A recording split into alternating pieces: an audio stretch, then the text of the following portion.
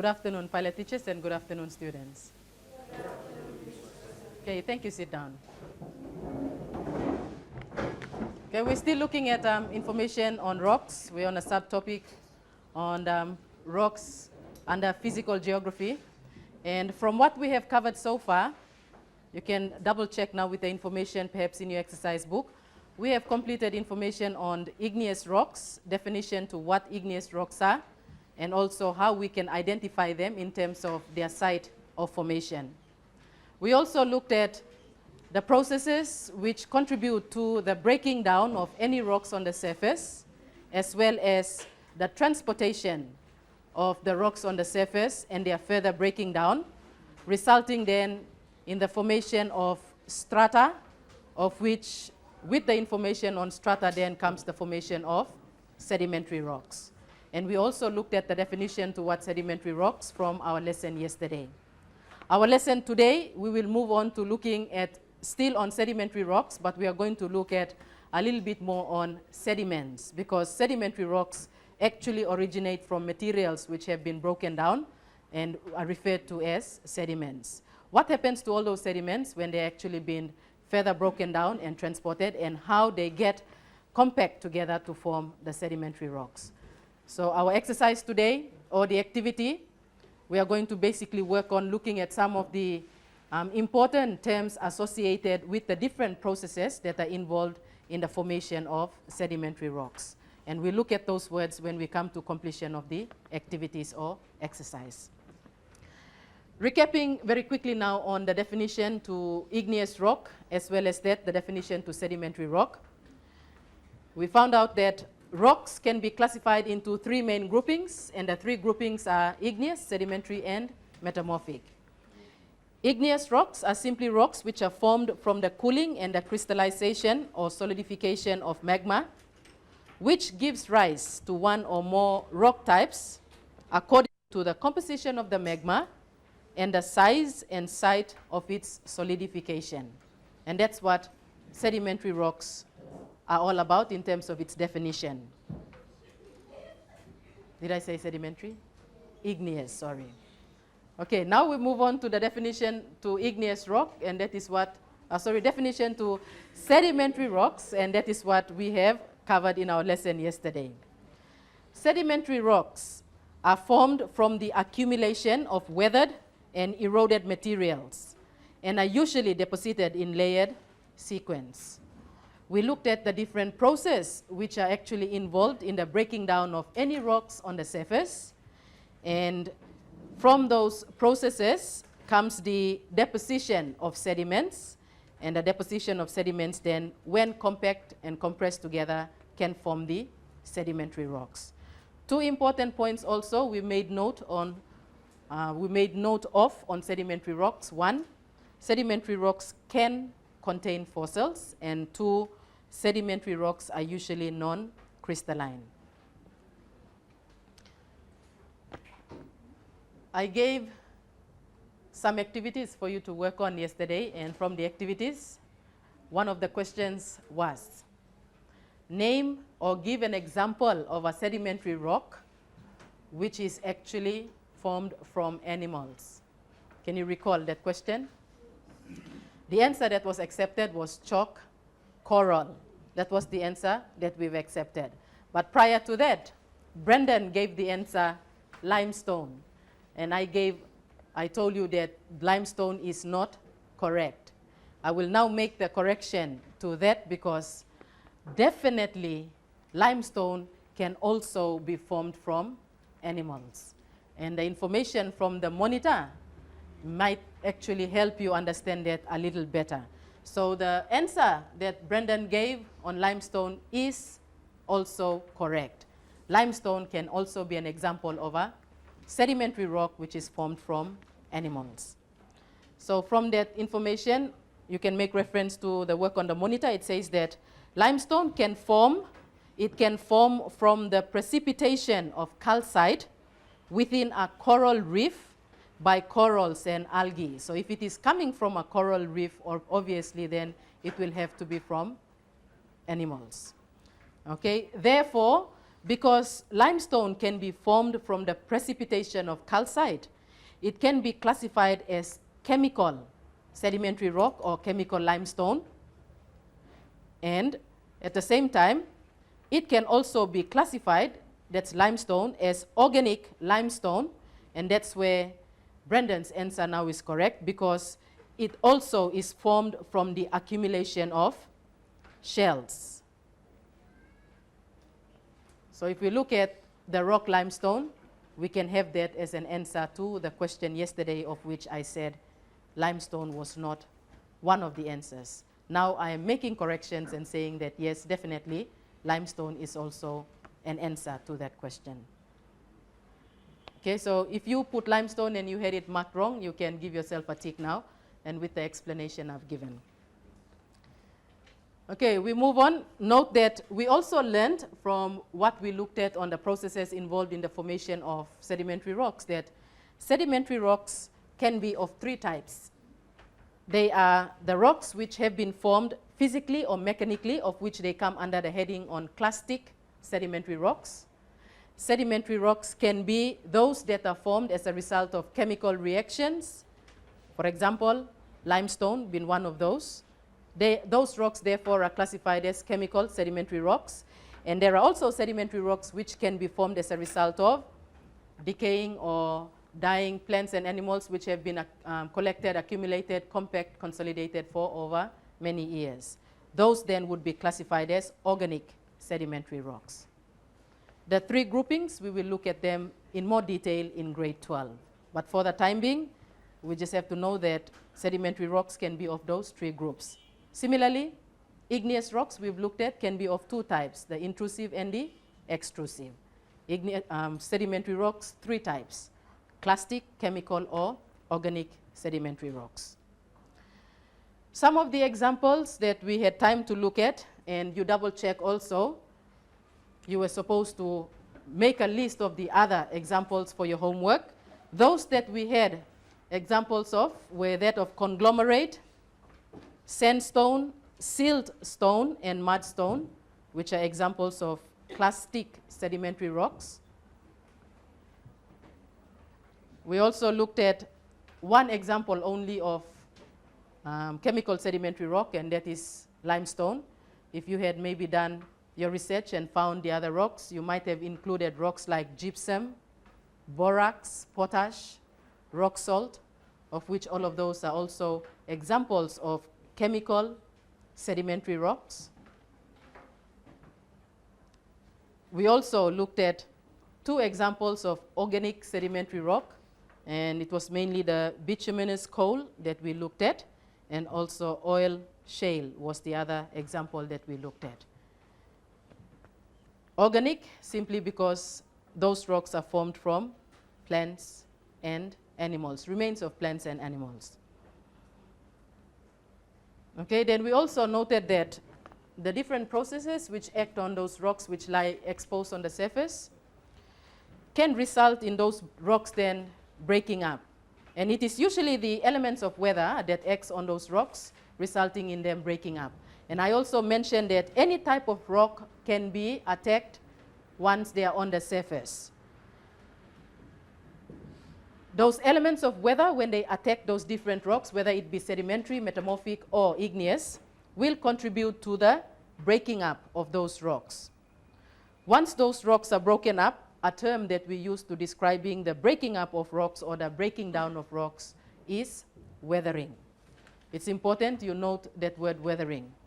Okay, after the breaking down of the rocks then, the rocks are actually moved or transported. Along the way, while they are being moved or transported, they get to be further broken down. The process that we came up with that tells us that rocks that are further broken down and transported will be that of erosion. So erosion is simply the further transportation and the further breaking down of the rocks which have been lying exposed on the surface. Erosion is actually aided by three important agents. They are water, wind, and ice. Water, wind, and ice are the agents of erosion. They make transportation possible. The rocks that get to be moved don't move forever. they will finally get to be settled. And the term that we use to describing the settling of broken down materials is deposition. Note that those materials which have been eroded and weathered and eroded will then get to be deposited usually in layers. The layers are referred to as strata, and we can identify the age of the rocks by looking at the different strata. The oldest rock will be those that are found at the bottom strata, and the youngest rocks will be those that are found at the top. One layer is referred to as a stratum. A strata refers to the many different layers of sedimentary rocks. And note that you can have then the different strata with samples and examples of different rocks which might have been formed over time. But this process takes millions of years to occur, and not today one layer, the next day the next layer, and so forth. I also said that there's a good example of the strata that can be actually visible or seen, and that is that of the Grand Canyon. Okay, so if you look at a photograph taken then of the Grand Canyon, we don't look at the foreground here, let's look at the background. So if you look at the background, you could see the different shadings to show the different layers of sedimentary rocks which have been built or constructed over time. But the depth from here to the bottom is about 1,800 meters we are going from this point all the way down. Okay, so here we are looking at different layers or strata, and all of those rocks which are found along that region, they have been formed as a result of the settling of materials in different layers. The river Colorado flows through this particular landscape, and the river also contributes to the shaping up or the sculpturing of that landscape.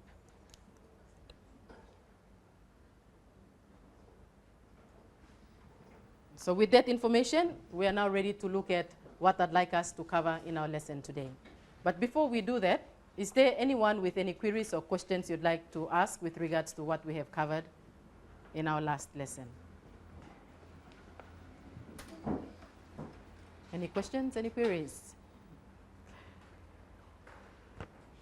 Like I always said, if no questions, it means that you've understood everything that we have done. Well done. So then we are ready to move on to looking at sediments today. We're still on sedimentary rocks. We haven't moved to looking at the last grouping, which is on the metamorphic, and we look at the metamorphic rock in our next lesson. For the sedimentary rocks, note that sedimentary rocks are actually formed from the different sediments which have been transported and then settled and then compact and consolidated together to form the sedimentary rocks. So when we look at sediments, what are sediments? Simple maybe explanation is given from the monitor, and maybe you could make note of that as well. Most sedimentary rocks, they are formed from loose grains of sediments. So when we talk about loose fragments or grains, then we are making reference to sediments. And most sedimentary rocks are actually formed from those different grains or fragments. Sediments can include such particles as sand on the beach. So you could use your imagination now. Sand on the beach. Sand is an example of a sediment. It could also include mud on the lake bottom. So all the mud which is collected at the bottom of a lake can be referred to also as a sediment. It could also include dust particles which are settling out of the air. Those dust particles are also referred to as sediments. Sediments can also include boulders and pebbles along riverbeds. They are also sediments. So these are just some examples of what sediments are.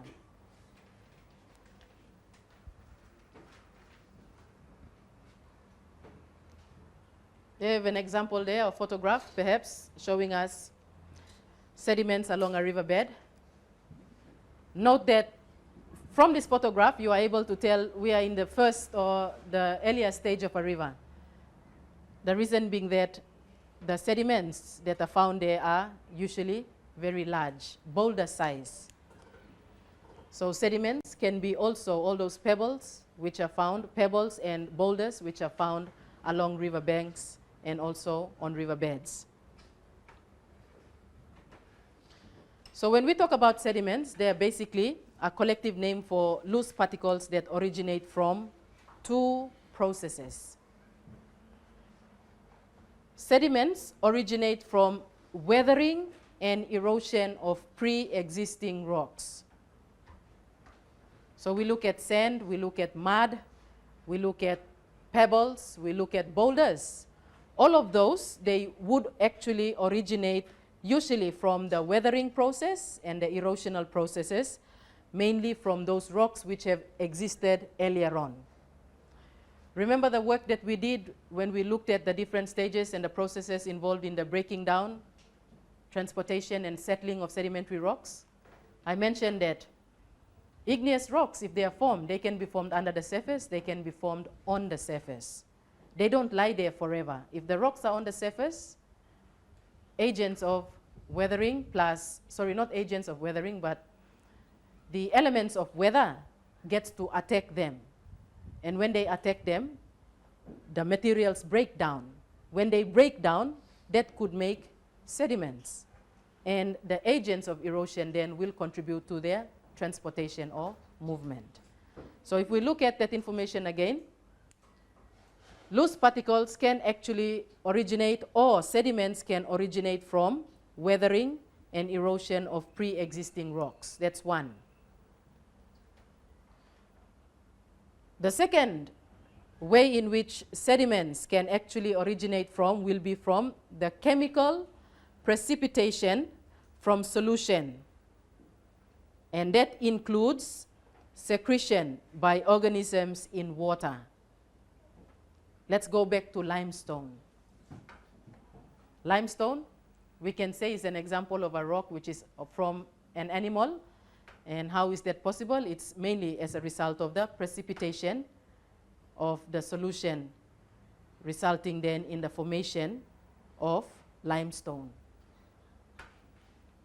You can also have secretion by organisms in water, shells, corals, and etc. So the two ways in which sediments originate from: one, weathering and erosion of pre-existing rocks; two, from chemical precipitation from solution, and that includes secretion by organisms in water.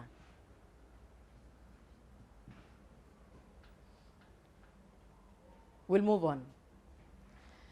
Sediments are said to be unconsolidated, which means the grains are not bounded together, they are separate, or the grains are unattached.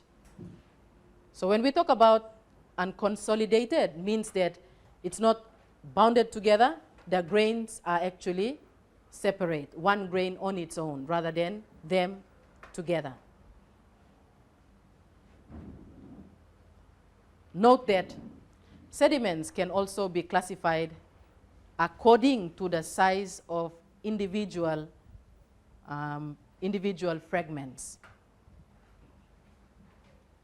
So the sediments, we can put them into groups. Just like the igneous rocks, you can put them into groups according to perhaps the crystals. The larger crystals, intrusive. The finer or the smaller crystals, extrusive. Similarly, the sediments, we don't look at the crystals, but rather we look at the size of the individual fragment. Okay, we have a table, and the table gives us simply how we can classify some of those sediments.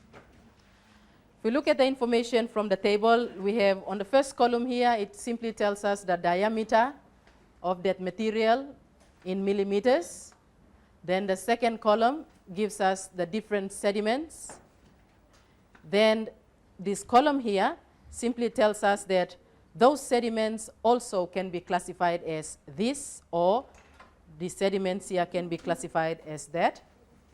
And then we have the last column giving us some examples of sedimentary rocks originating from those different sediments clustered, compact together. Okay, so we look at the first one. An example of a sediment boulder would be the largest of those sediments. Diameter will be about 256 millimeters or more. Any material that has a diameter of 256 millimeters or more will be classified as a boulder. Do you remember the photograph showing us the river and then all those materials on the riverbed? Those are samples and examples of what boulders are.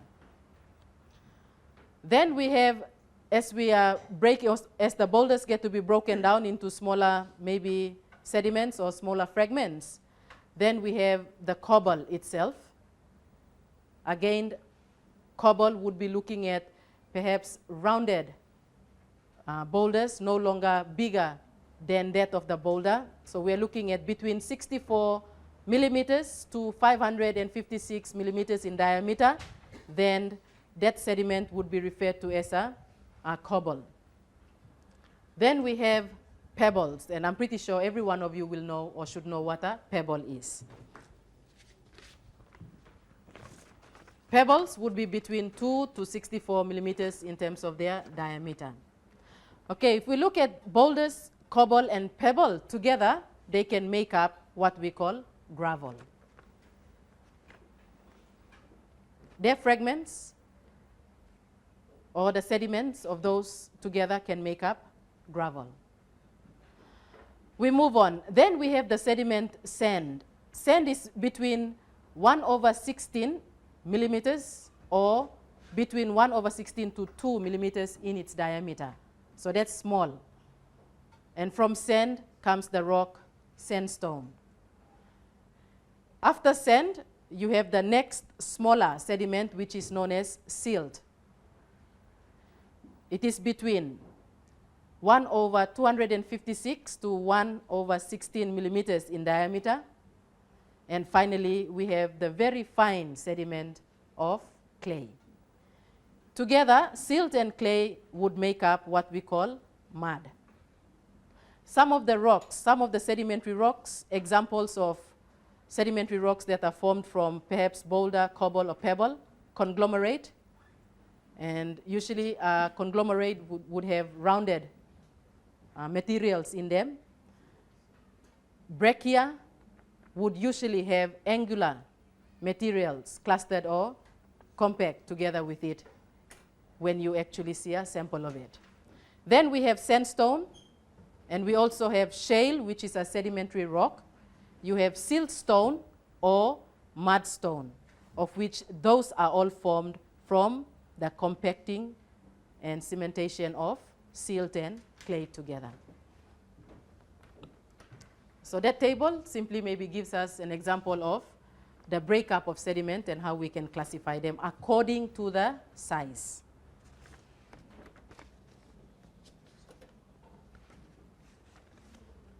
We'll move on.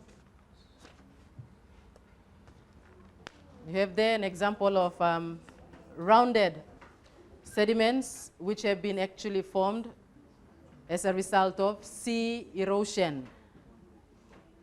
So you have all those rounded pebbles along the coastline. You cannot call those boulders, they are smaller, so we refer to them as pebbles, or cobble would be a better term to use to describe what we see in the photograph.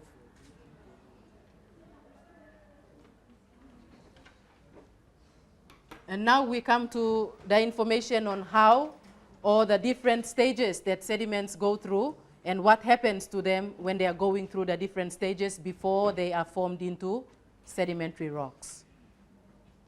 While sediments are being transported, a couple of things happen to them while they are being transported. I'm referring to the sediments. One of the processes that take place, which results then in changing the size of the sediments and etc., is that of rounding. Rounding is a process that comes together with transportation of sediments. Sediments are actually transported or moved by the agents of erosion, which are water, wind, and ice. And along the way, while they are being transported, the sediments are making reference to here, the process of rounding may take place. What does rounding involve? It simply involves the grinding away of the sharp edges and corners of rock fragments.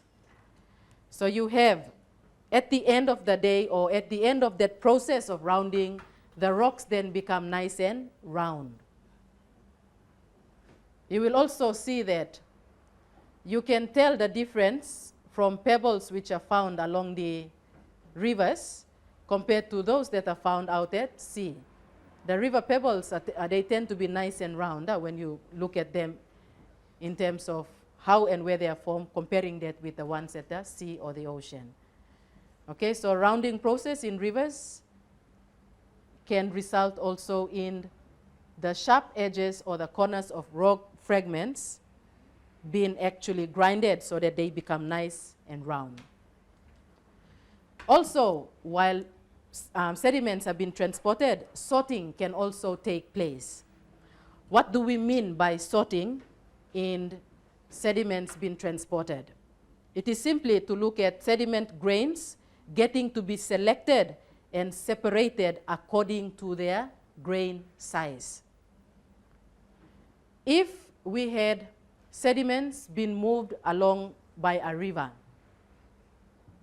where do you think the bigger sediments would actually be found? At the start or the beginning of the river, or towards the end of that river? It will have to be the start or the beginning, because that's where the river has a lot of energy to move larger materials. So in sorting, according to size, agents of erosion can also contribute to that.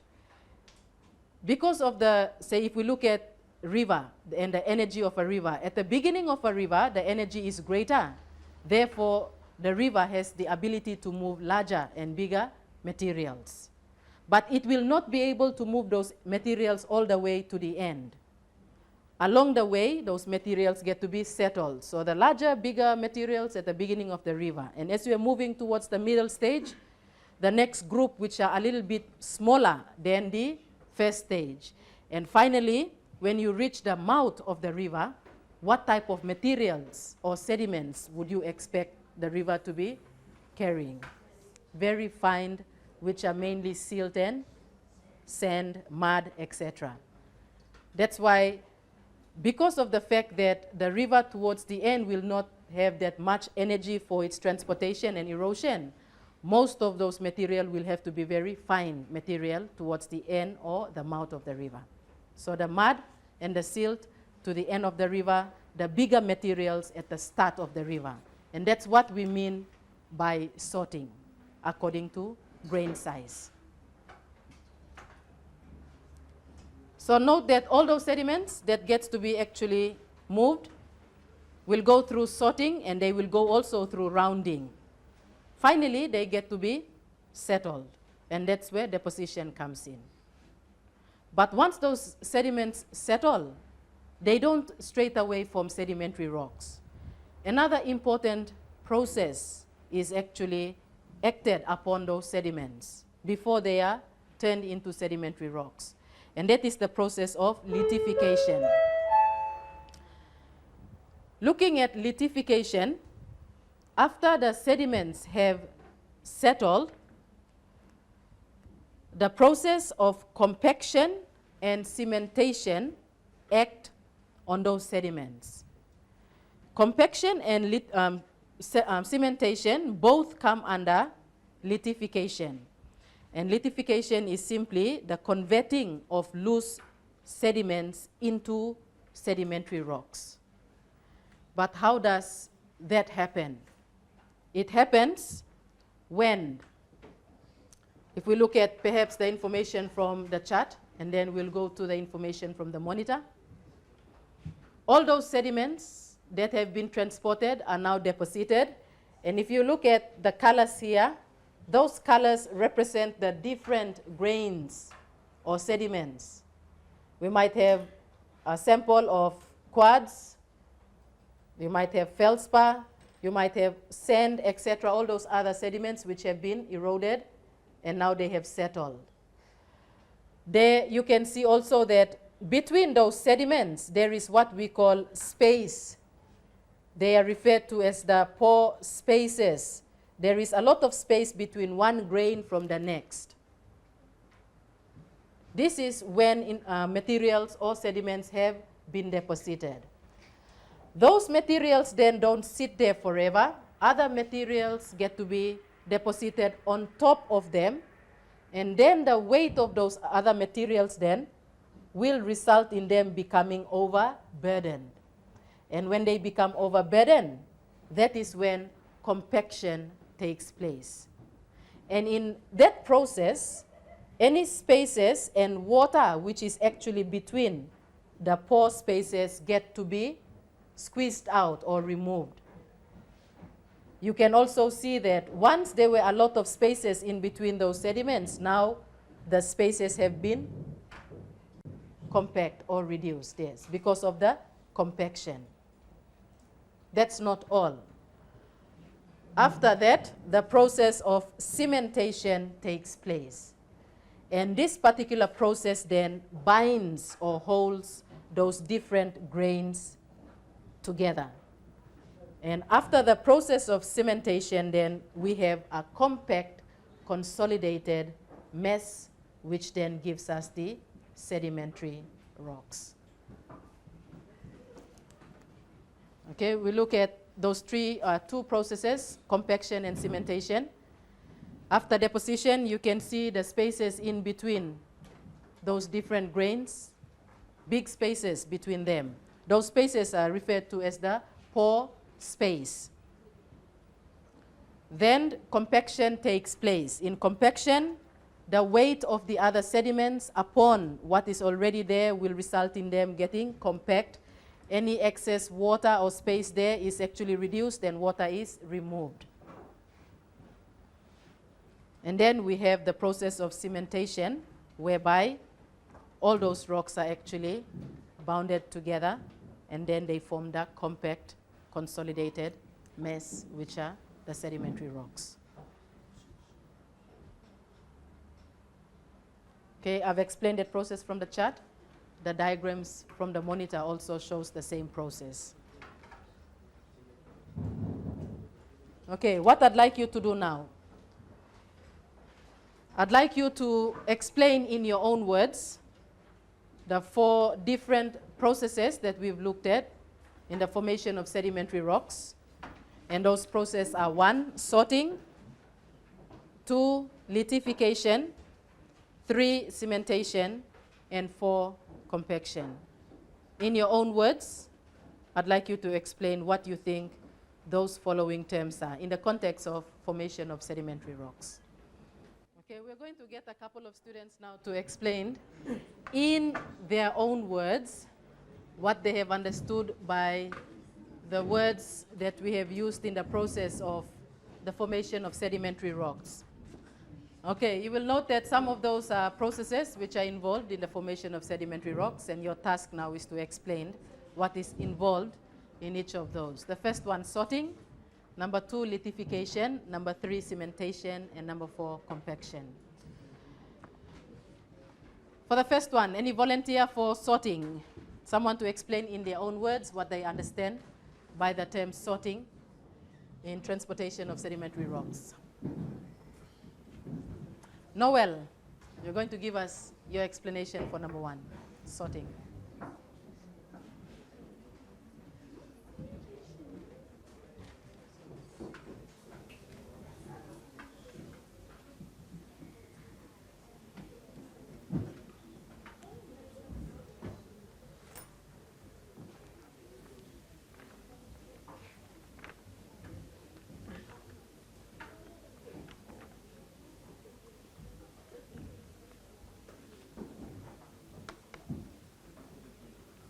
Okay, the rest of us, we are checking. From the definition, sorting is sort of process that sorts the sediment grains according to the size. He says that it's a process whereby sediments are actually sorted according to their grain size. We all agree with him. Could we put it in another way, or that would be the best maybe and the simplest way we can understand it? The best and simplest, okay, according to the others. And the rest of you, you check. If you have information similar to what Noel has given, well done. Okay, we move on. The next one, litification. Mason, thank you.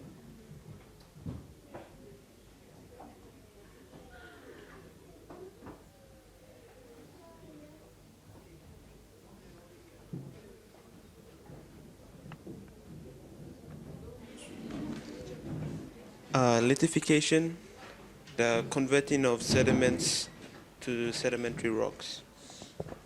Converting of sediments To sedimentary rocks. to sedimentary rocks. Okay, we'll accept your explanation. Is there any other student with the explanation to litification, or they would like to add more to what has been given?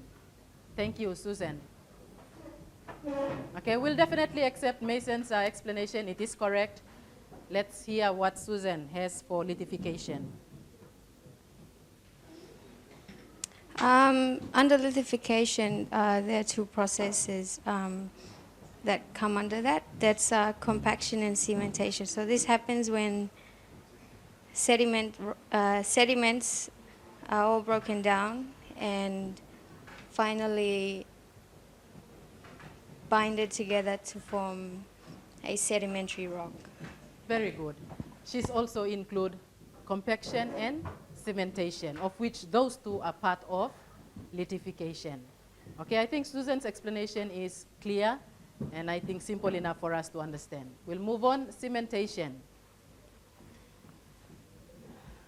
Luis or Luisa, your explanation for cementation.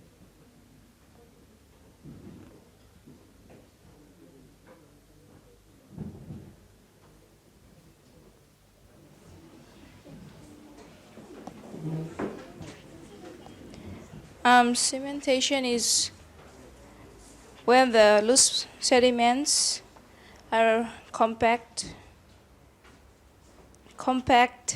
by the overburden weight, and they come together and form the sedimentary rock. Okay, so we're looking at cementation where the sediments are overburdened and then they come together to form sedimentary rocks. Could we make amendments and also correction to that definition, or alteration or addition to that particular definition?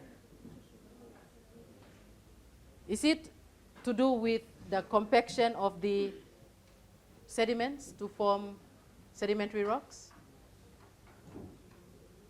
The compaction is actually the stage before cementation. So the cementation is a stage on its own. So we need to explain what it is. Ebony, your explanation to cementation.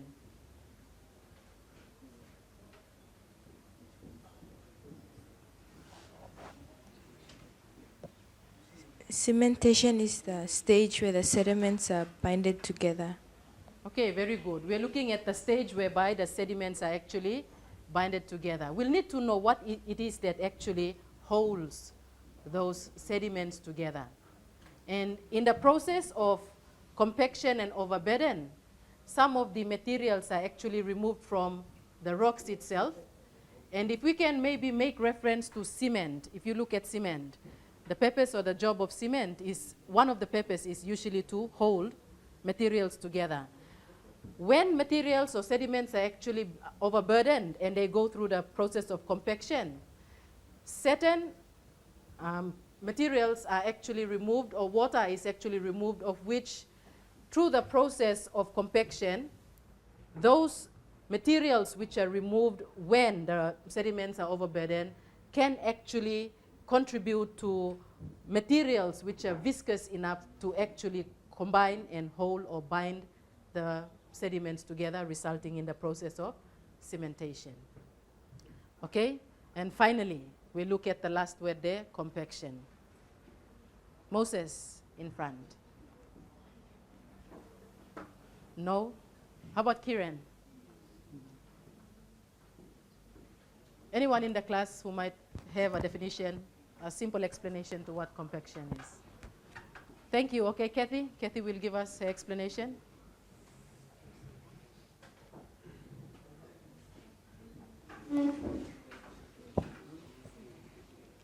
Compaction is the combining of grains by pressure from the grains on top, which binds them together. Other materials are removed like water, which allows them to be combined together.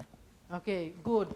Note that what she's given, I think, is very close. Note that this is not when they are actually all binded yet, but what is happening in compaction is simply whereby the weight of the other sediments overburden those that have already been laid, resulting in them getting compressed. That's where the pore spaces also gets to be reduced because of the compacting of those grains. And the compaction comes about as a result of the weight of other sediments on top of what had already been deposited or laid. With those activities and the exercises, that will also bring us to the end of our lesson. I would like you to ensure that you check your notes, understand what has been actually given to you, and do your revision with what we have covered on the topic of sediments. Our next lesson, we will move on to the information on the last grouping, and that is metamorphic rocks. Okay, class, if you can now stand up.